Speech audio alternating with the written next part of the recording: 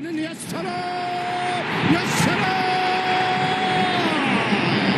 الله الله. مكان مصر ليست غائبة أبدا بكل ما تعنيه الكلمة من معنى، فالمصريين في كل حتة في كل مكان. منتخب مصر العربي وهذه الجماهير المصرية اللي يرجع ويقول في كل حتة في كل مكان يزينون، حيث لقاء عربي كبير لمنتخب مصر مع المنتخب البلجيكي في المواجهة الخامسة تاريخيا بين الأحمرين، أحمر وزعيم أفريقيا منتخب مصر الذي بأحداث كثيرة أمامية. الكرة داخل منطقة الجزاء، محاولة تقدم، جاءهم الحاجز حجازي لاعب نادي الاتحاد، خلصها في الكرة الماضية. الكرة تصل لمحمد صلاح، صلاح بيلعبها أمامية حلوة خلف المدافع، قائمة تتسدد ورا ترجع مرة ثانية لصالح محمود حمادة، لعبها لصلاح، صلاح بيلعبها تريزيجيه أمام المرمى،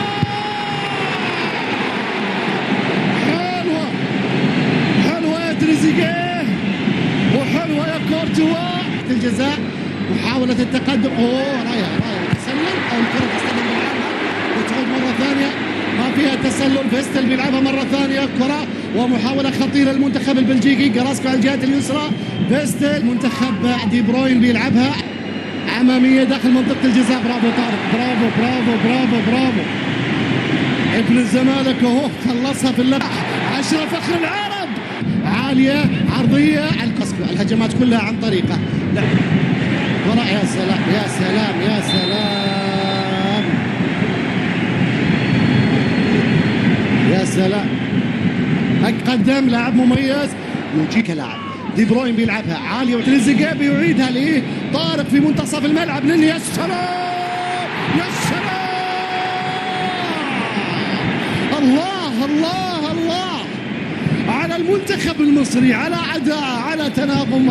هو ده المنتخب مش موجود في كأس العالم. لا لا ملكش حق، ملكش حق يا كأس العالم. الهداف كرة ملعوبة 63 هدف سجلها، مكان خطير يحاول يمر، الكرة بترجع مرة ثانية، دي بروين تسديدة بتروح إلى خارج الملعب.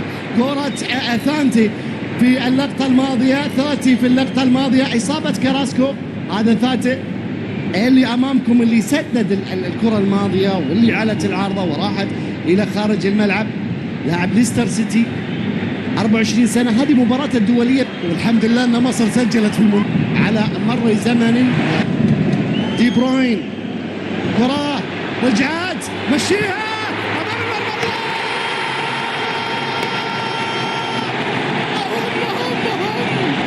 المصريين الممتعين، هم الفنانين، هم اللي مش هيلعبوا كأس العالم، هم. الله عليك يا مصطفى، ايه الجمال ده، ايه التسديد ده، ايه المهارة دي، الله الله الله يا توفيق وهازارد